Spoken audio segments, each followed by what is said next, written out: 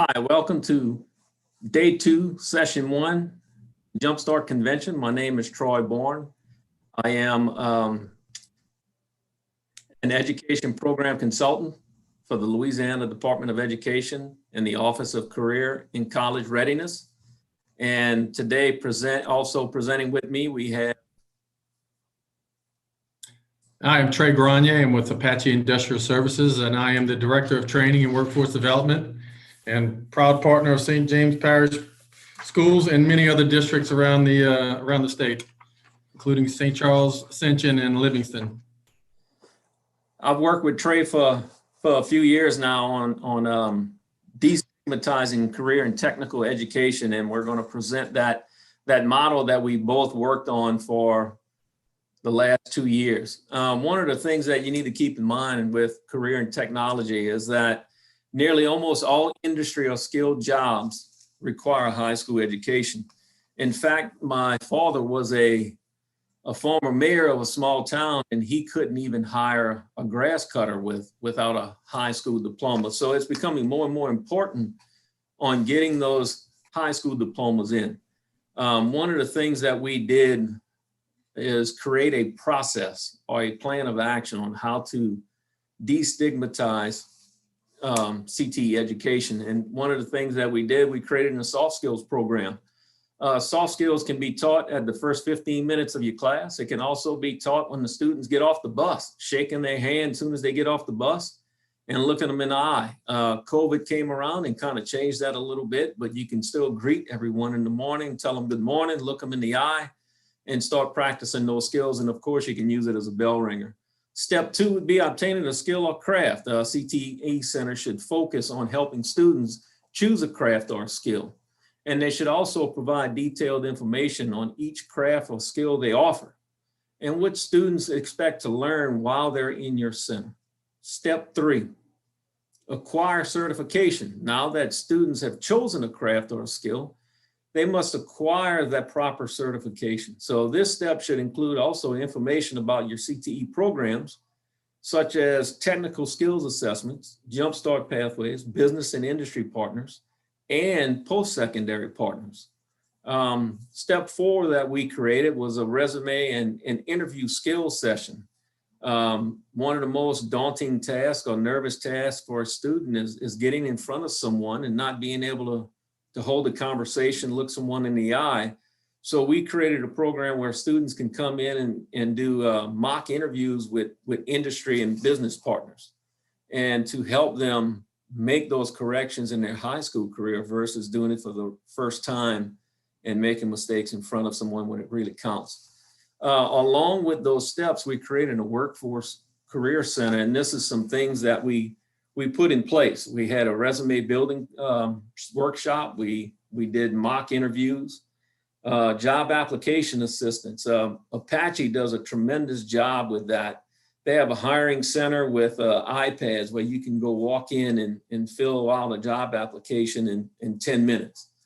So it could be something as easy doing that, where you bring in iPads to your facility and have them fill out a job application in your career center.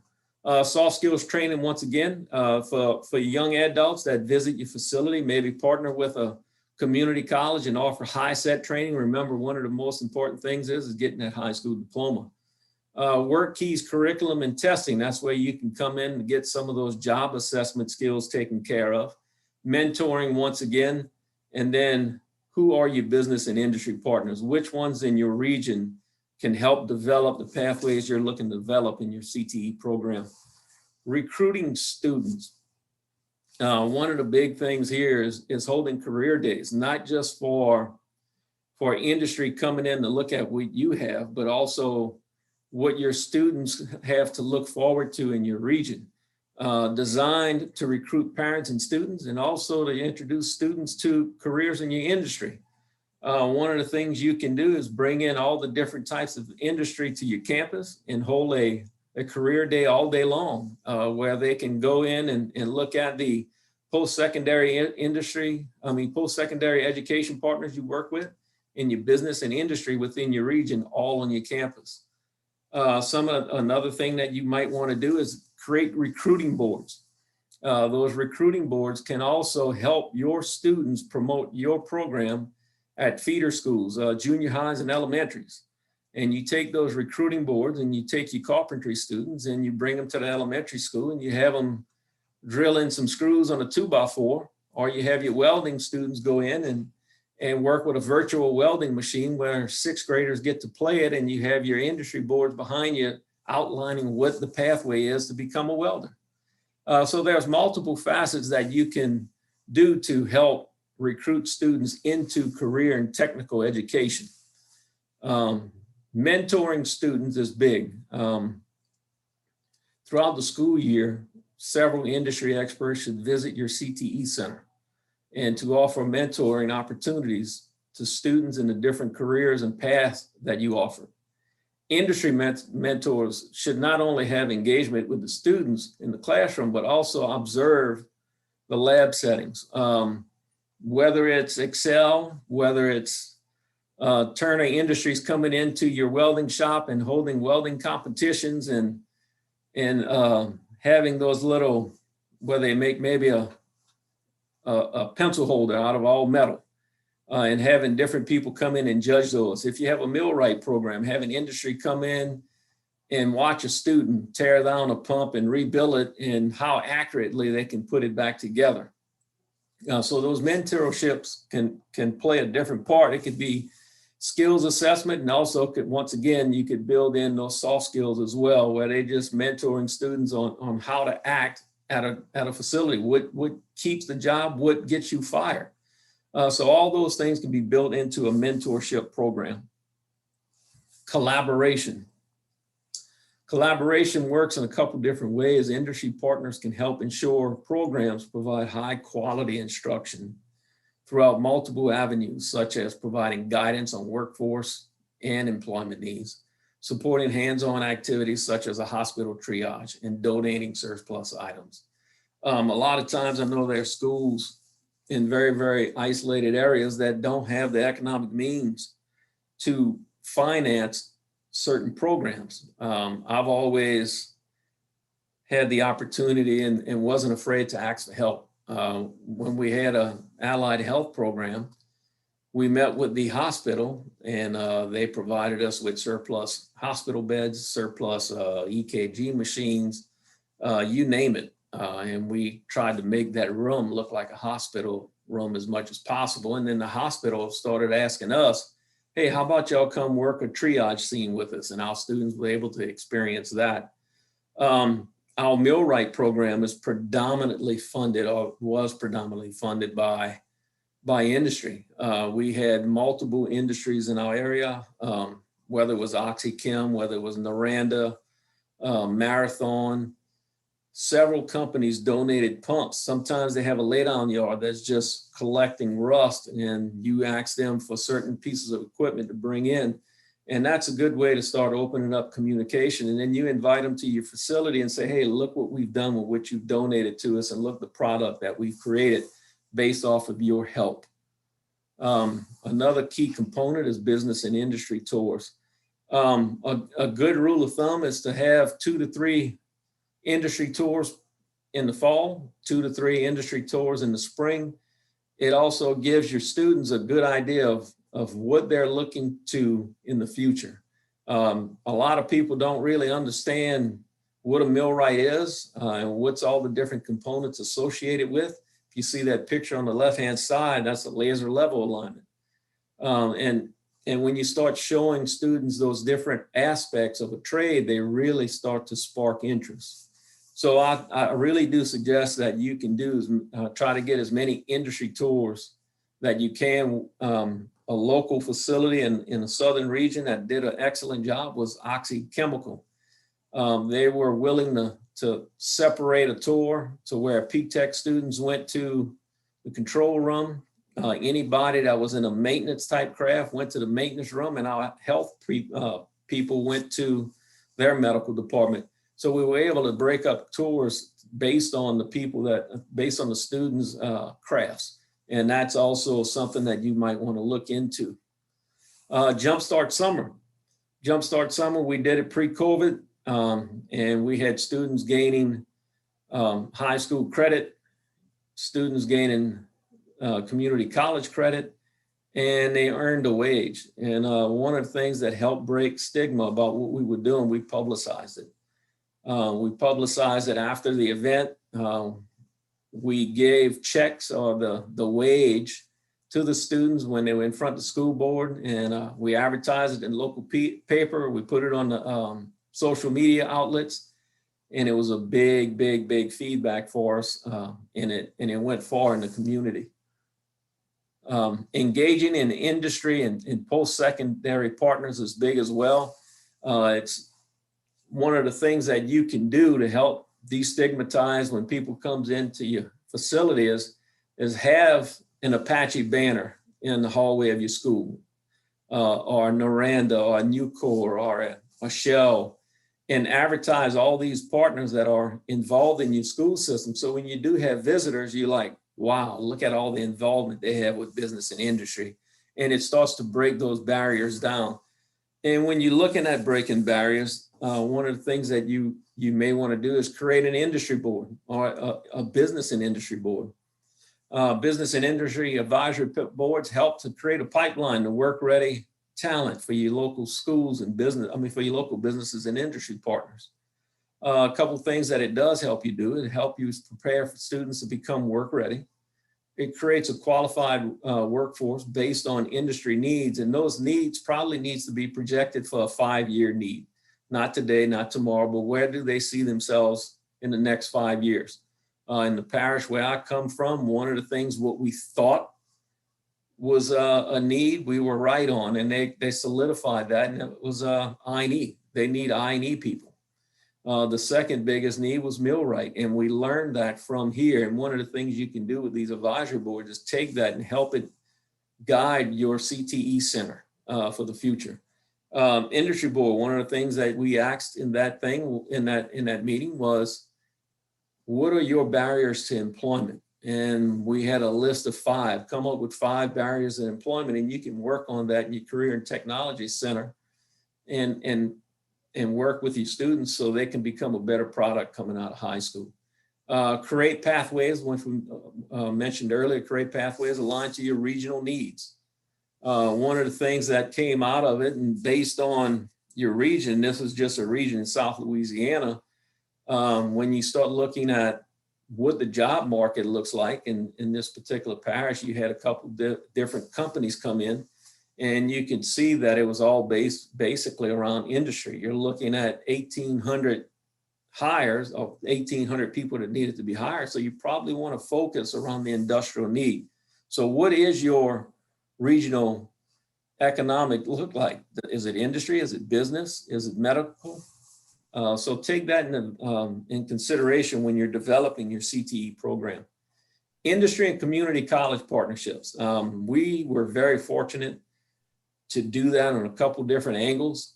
And this is where Trey is going to come in a little bit and talk about Apache and how Apache has helped the Career and Technology Center as well, career and technical education. So when you create these partnerships, you can also look at it as where create programs that are funded by business and industry and taught by post-secondary institution. One of the programs that I was involved in, it led to students getting $60,000 jobs right out of high school, right at 18 years old. It broke a lot of barriers. It broke a lot of that stigmatism that, oh, you can't throw an 18-year-old in a facility and expect him to be successful. Well, I beg the difference. If you look at that first row of students, the student on the first row, second to your right, led the rebuild of a major feed pump going into a facility, tore it down, rebuilt it, put it back online at 18 years old and saved the company millions of dollars. So when people say that it can't happen, it can. You just gotta do it and move forward. Next up is Trey Granier with Apache. Thank you, Troy. Just tell you a little bit about Apache Industrial Services. We are one of the larger specialty contractor service providers, specifically in the crafts of scaffolding, insulation, and industrial painting, industrial coatings, industrial painting. And in 2017, as we grew in Louisiana, we wanted to engage in the communities where we work and live to develop future workforce in our crafts, to increase the skill pool, which would not only help the community, but would also help Apache. And it has been just that, especially in St. James, which has been probably our most successful and where the students have been most served since we started. But basically, we engaged in a program that we provide the students with safety skills, craft safety training, and introduce them into our crafts, give them some good hands-on experience in the time that we train them. And then after they successfully complete it, we get them an OSHA Basic Orientation Plus credential, their TWIC, and we give them an opportunity to work in our company at our customers' sites. This provides them with a starting annual salary between $35,000 and $40,000 with absolutely zero education costs to them. So if you look at the Louisiana Workforce Commission stats from 2019, because I'm sure 2020 is not out yet. I'm not sure how accurate it would be anyway with all the cycles of employment in the state. But if you look at 2019, an entry-level wage, the average entry-level wage of any worker in Louisiana was $18,000. So the starting wages in our crafts after coming out of our program is twice that.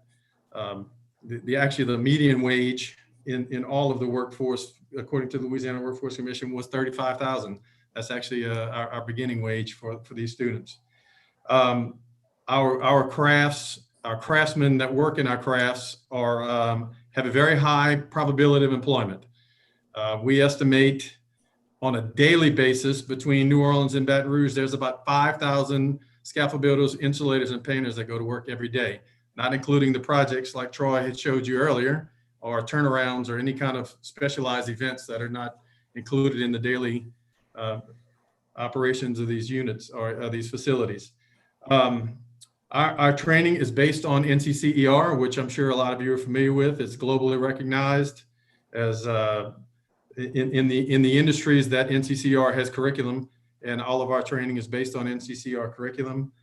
So it is recognized upon completion of the specific craft training. After they get on the job, these credentials are recognized as journeyman level and will garner the employees the highest wages that are available in the field.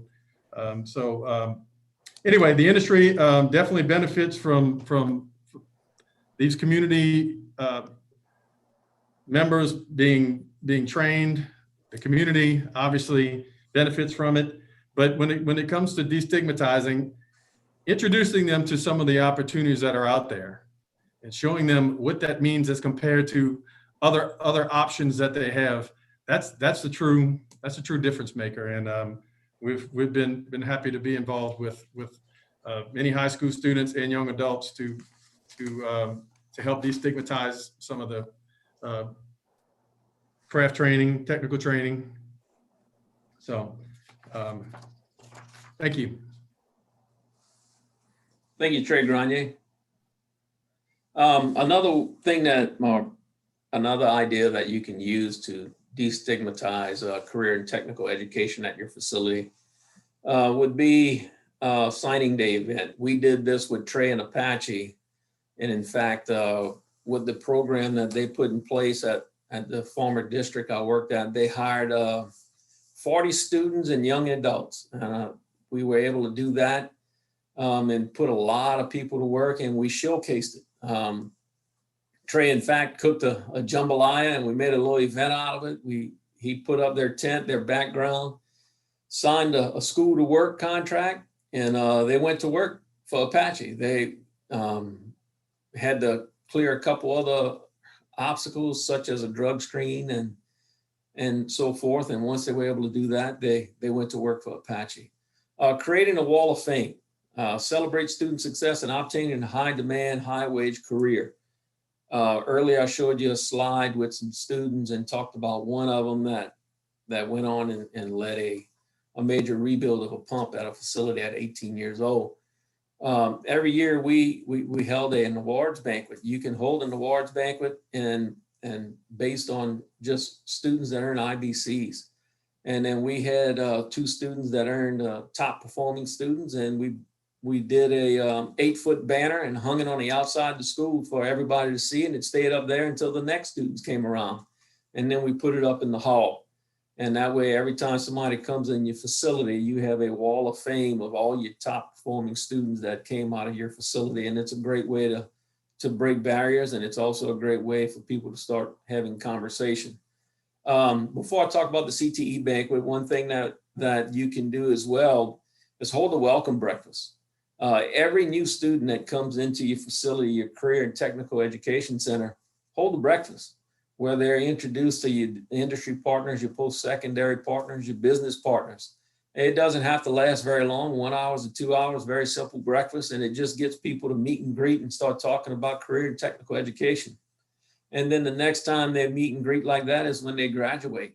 One of the things that I was always taken by was that you had these all-star or ACE banquets for top performing students, but nobody really did anything for career and technical education. So we created a career and technical education banquet. And the last time we had one, it was almost $10,000 raised or donated to career and technical ed with students performing in top pathways and then gold and platinum work keys. And it brings people together. You bring your students and parents together, business and industry partners, local and state governmental figures, and you award your top performing students, and you have it posted on your social media outlet, your district outlet, and you have the news coverage. And it does wonders for your program. People want to get involved with success. Here's a picture of the 2 things that we talked about. On the left is a signing day event that we did with Naranda. Each one of those students signed a contract to go to work for $60,000. With overtime, those guys 1 year removed out of high school making 75.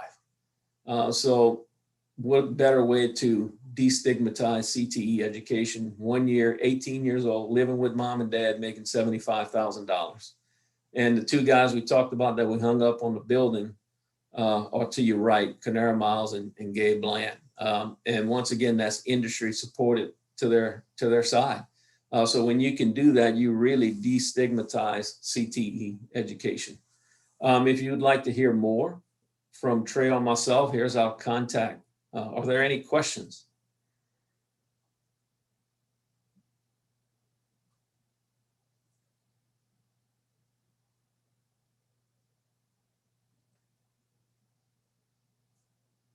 Anybody with any questions? Meredith?